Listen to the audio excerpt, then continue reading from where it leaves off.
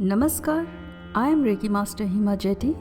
Today we will learn an important concept about the significance of Guru in our lives. In this episode, we are going to see how impactful and sacred a relationship between a Guru and a disciple could be through a couple of stories of Sri Ramakrishna Paramhansa and his disciple Swami Vivekanand. To spread his message to the world, Sri Ramakrishna Paramhansa required an instrument, a channel or a medium to connect to the larger population. This instrument was found in Narendranath Datta, who later came to known as Swami Vivekanand. Even before meeting Narendranath, the master had seen him in a vision as a sage immersed in the meditation of the Absolute, who, at Sri Ramakrishna's request, had agreed to take human birth to assist in his work. Narendranath was born in an aristocrat family. His mother was a devotee of Lord Shiva and learned in Vedas. His father was a distinguished attorney in the Calcutta High Court. From a very early age, Narendranath acquired proficiency in physics, astronomy, mathematics, philosophy, history, and literature. He practiced meditation and showed great power of concentration.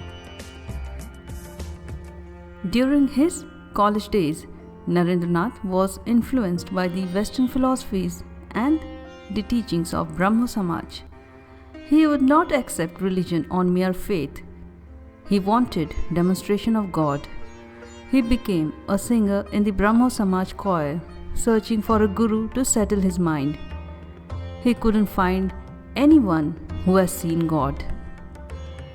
In a state of mental conflict, Narendra, along with his friends, came to Sri Ramakrishna at Dakshineshwar. There, he sang few songs, after which the master went into Samadhi. Few minutes later, he took Narendra aside and asked him in most tender voice, "You have come very late.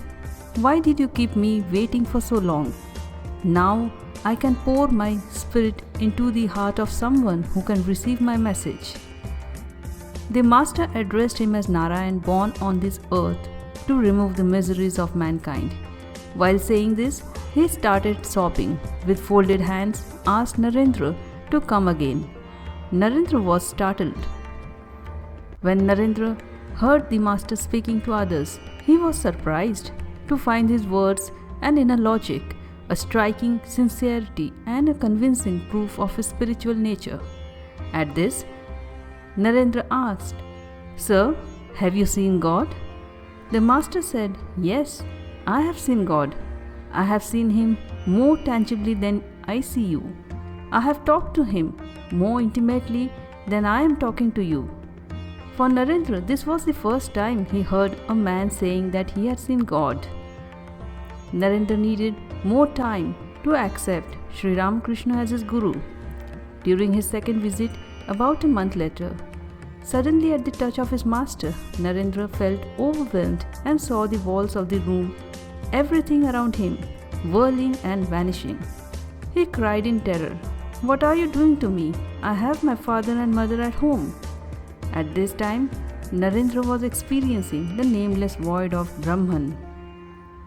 During the third visit, at the master's touch, Narendra lost his consciousness entirely.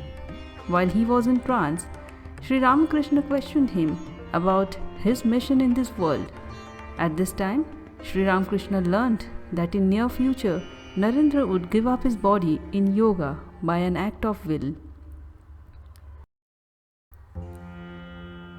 The master wanted to train Narendra in non-dualistic Vedanta philosophy. During his youth days, Narendra lost his father. He struggled hard to meet his family's needs.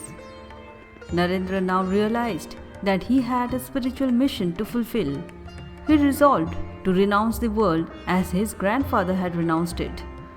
One day, Narendra requested Sri Ramakrishna to pray to the Divine Mother to remove his poverty.